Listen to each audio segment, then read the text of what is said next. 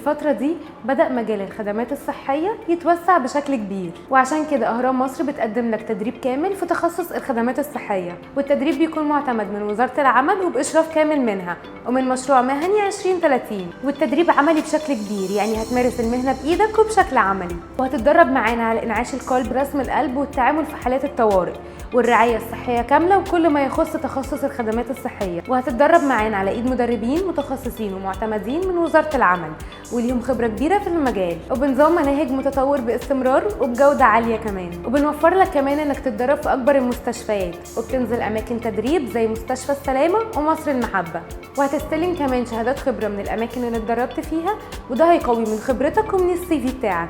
أهرام مصر مميز جدا بإمكانياته، المكان مجهز تماما من قاعات على أعلى مستوى، جاهزة لاستقبالك وتدريبك بشكل احترافي. كمان متاح في المكان معامل للعملي مجهزة بكل أدوات العمل الخاصة بالخدمات الصحية من أجهزة وأدوات تعقيم، وكمان كافيتيريا للراحة للاستمتاع بوقتك بشكل مختلف. وفي نهاية التدريب بتاخد شهادة معتمدة من وزارة العمل بالإضافة لرخصة مزاولة المهنة.